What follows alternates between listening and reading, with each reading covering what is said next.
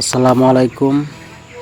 আলহামদুলিল্লাহ, আমার মুরগির খামারের কাজ কমপ্লিট করে মুরগি তুলে ফেললাম।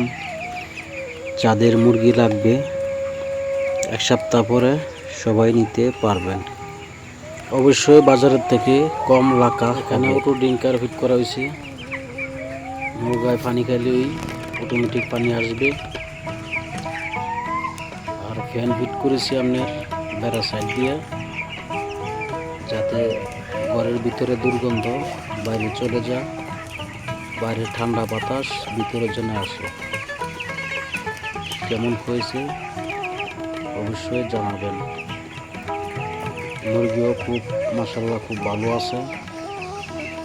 এরকমভাবে মুরগি পাললে মাছের উপরে মেডিসিন খরচ কম লাগে, মুরগিও অনেক বড় হয়। মেডিসিন ছাড়া মুরগি পালন করা যাবে। খুব সুন্দর মুরগি হয়েছে। আমার এই খামারটি করলাম দোতলার উপরে। দোতলা ঘরে মুরগির খামারটি করলাম। উপরে বানাইছি ছাদ বাগান, নিচে হলো মুরগির খামার।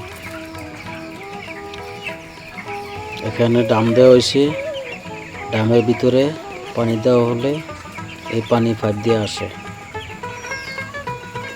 মুরগির মাচাটি বানাই ফ্লোরের থেকে 3 ফুট উঁচু করে। 3 ফুট উঁচু করে ফ্লোরের থেকে বানাই। লেদা দিলে ফ্লোরও থাকে, মুরগির গায়ে লাগে না।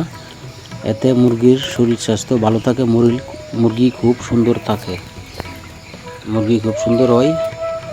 লেদা একদিন পরে পরে সাফ করে ফেলি, তাতে রোগ জীবাণু কম হয়। মেডিসিন ছাড়া মুরগি পালন করা যাবে।